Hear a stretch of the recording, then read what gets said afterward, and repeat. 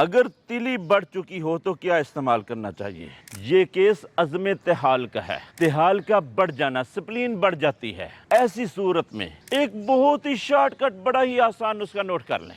وہ کیا؟ آپ نے زاج بریاں لینی ہے، زاج بھی نہیں، پھٹکڑی سفید پھٹکڑی بریاں کر لیں، جسے کہتے ہیں پھٹکڑی پھلا کر لیں، توے کے اوپر رکھیں، اس کا پانی وہ نکلے گا، ہلکی آنچ پر گرم توے کے اوپر رکھیں، وہ پانی چھوڑے گی اور اس کے بعد بالکل ہلکی ہو جائے گی۔ پھٹکڑی بریاں کر لیں، یعنی اس کا پانی خشک کر لیں، اور نشادر لے لیں۔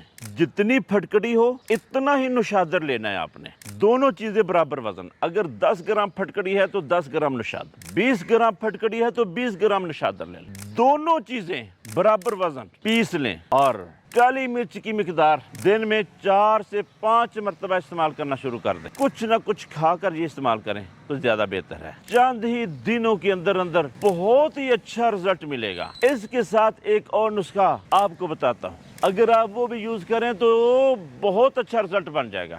وہ کیا؟ آپ نے ایک چٹنی تیار کرنی ہے، اناردانہ، پودینہ، سبز مرچ، لہسن، ادرک، یہ چٹنی تیار کرنی، اور یہ چٹنی دوپہر کے کھانے کے وقت تو خاص طور پر ضرور استعمال کریں، ورنہ جب بھی کھانا کھائیں یہ چٹنی استعمال کریں، نہ بھولنا یہ چٹنی استعمال کرتے رہیں۔ اور دودھ والی تمام چیزیں کھانا بند کر دیں، ہر وہ چیز جس کے اندر دودھ شامل ہے اس سے پرہیز کریں۔ ٹھنڈی چیزیں اور میٹھی چیزیں ان سے ذرا اوائڈ کریں، اور حرارت والی گرم چیزیں، ترش چیزیں استعمال کریں، تو انشاءاللہ العزیز چند ہی دنوں کے اندر آپ الٹرا ساؤنڈ کروا کے دیکھنا، آپ کو رزلٹ اچھا ملے گا انشاءاللہ۔